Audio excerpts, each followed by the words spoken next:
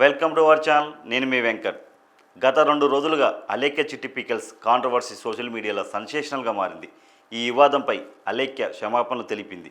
ఓ video release చేస్తూ నేను తప్పు చేశాను, ఇప్పటి వరకు ఎవరినైతే తిట్టానో వారందరికీ క్షమాపణలు చెప్తున్నానని ఒక వీడియోలో పేర్కొంది. ఆ వీడియో ఏంటనే ఒకసారి మీకు చూపిస్తాను. నేను అలేఖ్య చిట్టిని మాట్లాడుతున్నాను. నేను తప్పు చేశాను. ఎవరినైతే ఇప్పటి వరకు నేను తిట్టానో వాళ్ళందరినీ సారీ అడుగుతున్నాను. నేను అలేఖ్య చిట్టిని మాట్లాడుతున్నాను. నేను తప్పు చేశాను, ఇప్పటివరకు నేను ఎవరినైతే తిట్టానో వాళ్ళందరినీ క్షమాపణ అడుగుతున్నాను, క్షమించండి అని చెప్పి ఎవరైతే అలేఖ్య ఉన్నారో అమ్మాయి చెప్పడం జరిగింది. పచ్చళ్ళ రేట్లు ఎక్కువగా ఉందని అడిగినందుకు అలేఖ్య కస్టమర్లపై బూతులతో రెచ్చిపోయింది. నోటుకు వచ్చినట్టు మాట్లాడిన ఆడియోలు ప్రస్తుతం నెట్టింట్లో చక్కర్లు కొడుతున్నాయి. దీంతో అలేఖ్యపై నెటిజన్లు తీవ్ర స్థాయిలో మండిపడుతున్నారు. కస్టమర్లే మా దేవుళ్ళని వీడియోలో చెప్తూనే నిజ జీవితంలో అలేఖ్య బూతులతో రెచ్చిపోయిందని ఫైర్ అవుతున్నారు. అంతేకాకుండా సోషల్ మీడియాలో మీమ్స్, ట్రోలింగ్స్తో రచ్చ చేస్తున్నారు.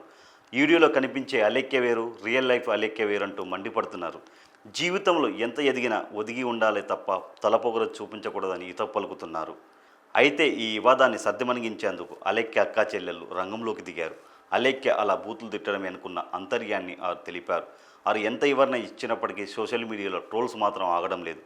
నెటిజన్లు ఏమాత్రం కన్విన్స్ అవ్వట్లేదు. అలేఖ్యకు సంబంధించిన పాత వీడియోలను బయటకు తీసి మరీ సోషల్ మీడియాలో ట్రోల్ చేస్తున్నారు. ఈ నేపథ్యంలో వారు తమ బిజినెస్ను మూసుకోవాల్సిన పరిస్థితి వచ్చింది. వెబ్సైట్స్, యాప్స్, వాట్సాప్, ఇన్స్టాగ్రామ్ వంటి అనేక సోషల్ మీడియా ఖాతాలను బ్లాక్ చేసుకున్నారు. వారు బిజినెస్కు కొద్ది రోజులు బ్రేక్ ఇచ్చినట్టు తెలుస్తుంది. ఈ కాంట్రవర్సీని ఎప్పుడైతే తగ్గుతుందో అప్పుడే మళ్ళీ బయటికి రావాలని చూస్తున్నట్లు సమాచారం. ఏదైతే ఇప్పుడు ఈ వివాదాన్ని త్వరగా క్లోజ్ చేసేందుకు డైరెక్ట్గా అలేఖ్య రంగంలో దిగింది.